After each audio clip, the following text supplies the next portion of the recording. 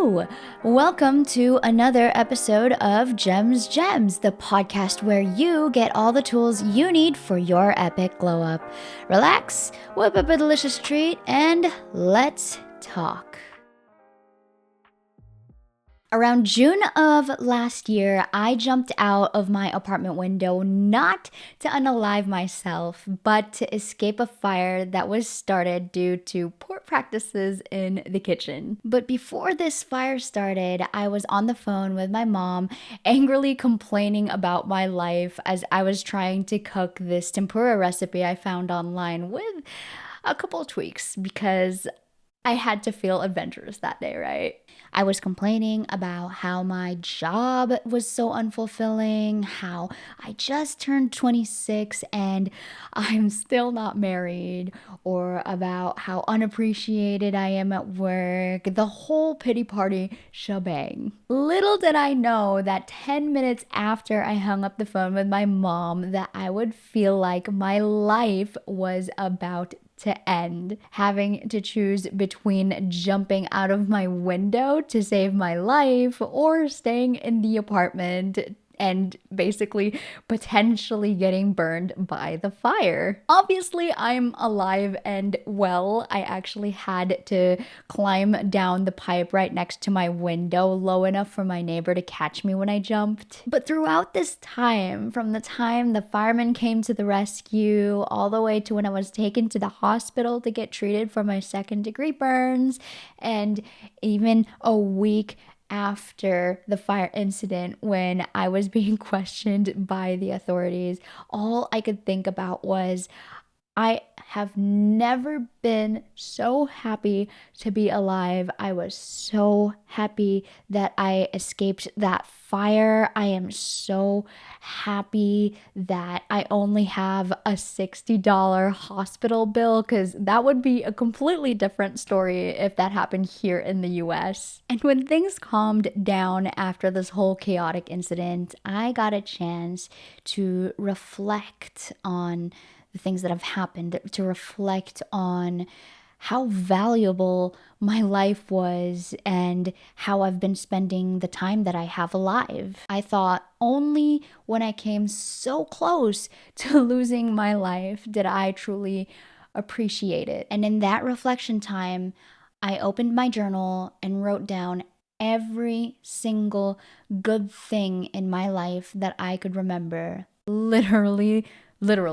There are a lot of good things in my life, but just like everybody, I lose focus of these good things because I was too focused on the things that I want but don't have. I can say with full confidence that this fire incident was one of the best things that has ever happened in my life, because if this didn't happen, I would have never learned how to truly be grateful. And this is the topic for the week. This may be one of the reasons why you are unhappy, and that is because you lack gratitude. Let me give you a breakdown of our outline for this episode.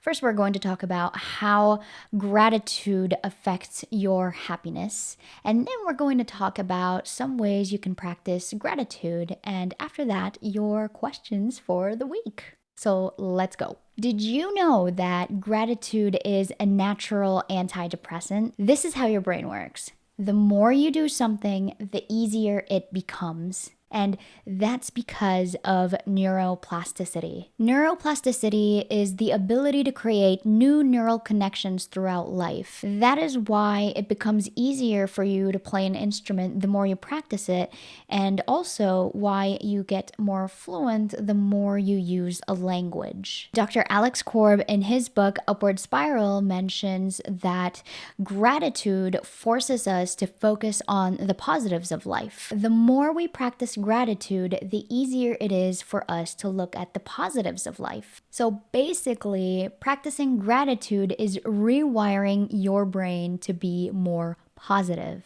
You see, our brains can't focus on positive and negative things at the same time. It has to be one or the other. Unhappiness is associated with things such as fear, anxiety, restlessness, and depression. Gratitude is the opposite. Gratitude helps you release toxic emotions, reduces stress, improves social connections, increases your production in dopamine and serotonin, which are the feel good hormones in your body.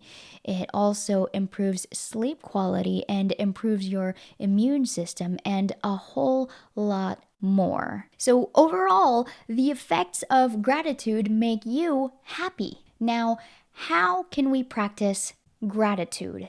I am no stranger to the gratitude journal. In fact, I am so deep into this whole journaling thing. And when I actually started with the 5-minute gratitude journal. Taking 5 minutes to write, 3 or more things in your gratitude journal is good. It works, it's effective. That's why I continued to do it. However, we humans are very forgetful creatures. So that's why I started doing what I call the self inventory. I am not a gamer. However, I did have a phase when I was trying to be one, thanks to my brother influencing me to get a gaming PC. And when I was playing RPGs like Final Fantasy, I constantly check my inventory because I loved looking at the things that I've accumulated over time, whether I earned them or I bought them. But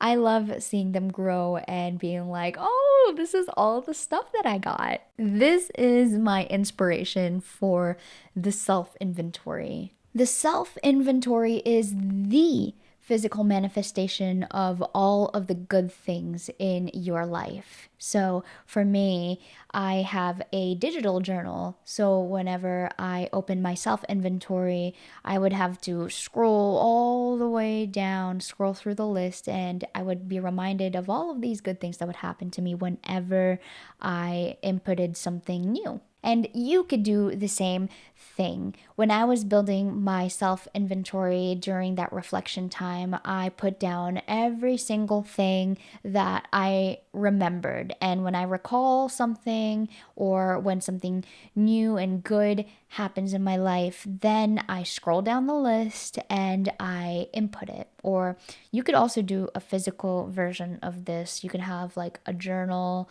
where it would just be for all of the things that you're grateful for and all of the things that are positive. One more thing you could do is gratitude letters. The concept of writing gratitude letters is no new thing. However, I started doing it by accident. 2 years ago, I saw this YouTube video talking about how reaching out, circling back, and reconnecting with people is a powerful networking strategy. So ever since then, I created this recurring task in my to-do list to reach out and reconnect. What I realized was that I actually enjoyed doing it. In order to genuinely reach out and talk to these people, I would have to reevaluate and reflect on the impact that they have in my life. And so most of the time I was reaching out was actually me showing gratitude to them. As a result, this made me and the person I was reaching out to happy. So far, we've talked about the gratitude journal, the self inventory, and the gratitude letters. I want to share with you a few more ways to practice gratitude for you to look up later. We have the gratitude jar, which is basically a self inventory, but you can gift it to someone else. For one of the birthdays of my best friend Yuki, I gifted him a gratitude and encouragement jar. Since then, he has turned his jar into a whole new beast, but it works for him. Another thing is thank you notes, which are pretty self explanatory. So, moving on to the next one, which is gratitude visits. Basically, gratitude visits are you visiting a person you feel grateful towards and expressing that gratitude to them. I want to try this out when I get the chance, but that is it. To wrap up this episode, I am going to give you our reflection questions for the week. And here they are. Do you lack gratitude in your life?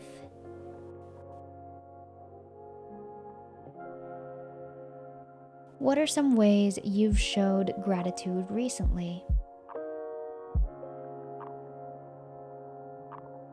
Are there some ways to express gratitude which we talked about that you want to try? Which one?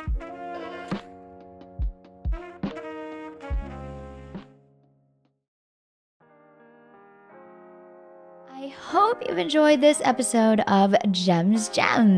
If you like this episode or this podcast in general, then don't forget to rate, comment, like, subscribe, whatever it is you need to do to support this podcast. And until the next episode, just keep being a better you.